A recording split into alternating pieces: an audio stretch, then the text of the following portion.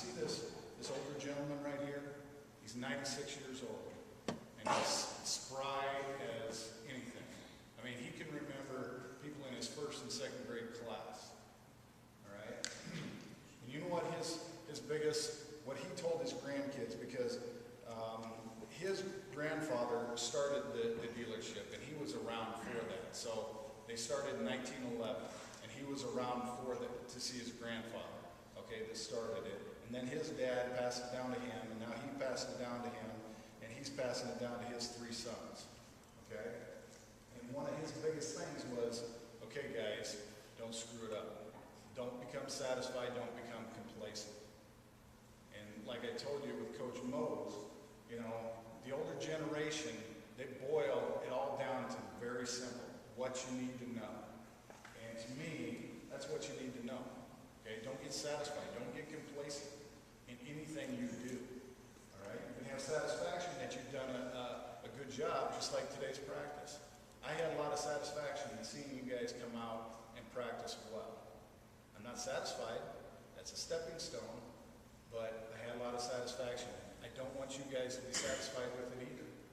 All right, because just like them, you can carry this on and pass this kind of stuff down from generation to generation. All right, and they've done a great job of that there. And you know, at any time, what happens usually is the founder passes it down to his son, and it may get to the 2nd generation, but very seldom, Coach Brian, it gets to the 3rd generation, right? Yeah, it usually fails. Usually what? It fails usually in the 3rd generation. Exactly. And so for this older gentleman to say that, there's something there, okay? He saw the issue there. Don't screw it up. Don't become satisfied. Don't become complacent. And so I think, you know, that we can take a lot of, I guess, wisdom from that. You know, in whatever you do, enjoy it for the moment, but don't stop there, okay? And a lot of it, too, is your perspective on what you're doing, okay? There's a little story here that I want to read you. He walked up to the first bricklayer and asked, "What are you doing?"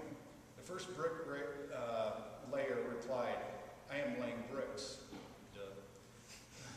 The man walked up to the second bricklayer and asked, "What are you doing?" The second bricklayer replied, "I am building a wall." Okay? And they're all working on the same project.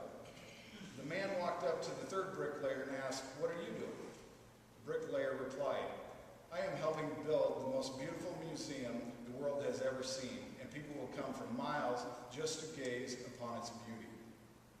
So what was the difference in those 3 people? What? Perspective, right. They were all doing the same exact job. They were all likely paid the same amount of money. They were working for the same company. Their difference was perspective, or you could call it attitude. Okay?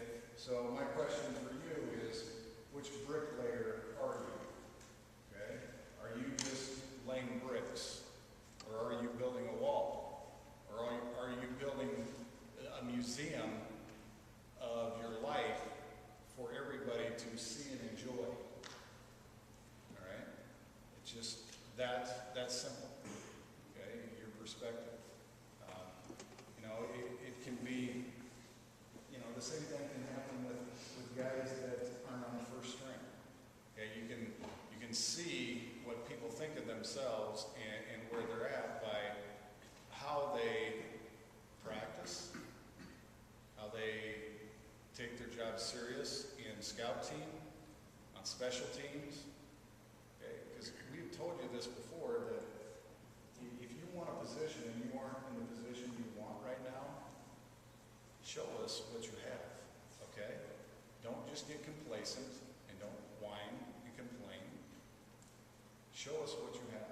Show us that we're making a mistake, or that you're a better player than what we thought. Okay? Because some guys can, you know, okay, I'm satisfied with where I'm on the team, I'm satisfied. Or I'm on, you know, I'm on a special team, second string. I'm satisfied with just being there. Well, what's the difference in sitting there being second team on something? What's the difference between that and becoming first team? You know, the difference is your perspective and how much effort you put into it. Because at the end of the year, okay, if you exert more effort, okay, you're going to be in a whole lot better position than if you just are satisfied and go along with the flow. Take that attitude and ratchet it up and say, you know what, I'm going to be the best at whatever they put me in at. Okay, where's Eli? Okay, Eli is not satisfied, not happy with where he is on the depth chart. And you know what? That's good. And what did he do this week? We threw him in at defensive line. Did he sit there and run over, out, and whine because we weren't letting him play linebacker? No. He went out there and took it to the offensive line, playing D-line, to make them better and maybe get to a new position where he can help the team. Who knows? But my hat's off to him that, you know what, he took it serious. And that's what I want to challenge some of you guys. Don't be satisfied with being second team at something. Whether it's corner, linebacker, D-line, whatever it is, get on the scout team and create havoc at a new position. Because you know what? You're supposed to get run over anyway. So if you make a mistake or get run over, no big deal. But you know what? You're not wasting your time if you're out there flying around.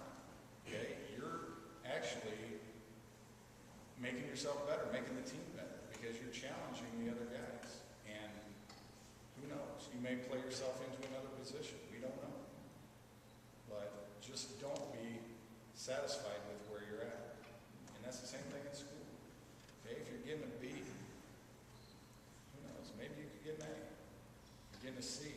Maybe you could get a B or an A. Just be satisfied with, I'm making it. I don't have to put any more effort into it. Because those guys aren't the ones that climb to the top of the ladder someday.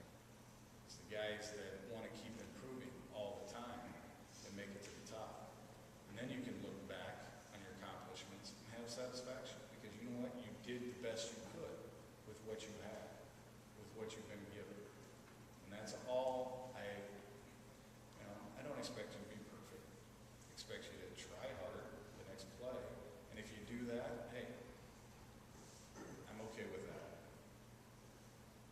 But I'm not okay if you're not trying. Okay? Because you're selling yourself short. And you're cheating your teammates too. Right? You're going to be cheating your family eventually someday. Whether it's your kids or your wife, whatever it is. If you're not giving it your all the time, trying to become better, eventually you're going to shortchange your family. And then that's when it really starts to matter. Okay? So, you can have satisfaction, don't become satisfied or complacent. Okay, guys? Last thing that the meeting did for me and challenged me, and I wrote a bunch of notes. And one of the things that I want, if I'm holding you accountable to something, then I think it's fair that you can hold me accountable. Okay? So, let's see where.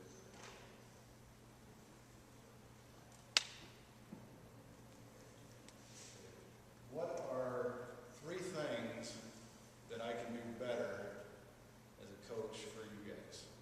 I don't expect an answer right now, but I want an answer by Saturday.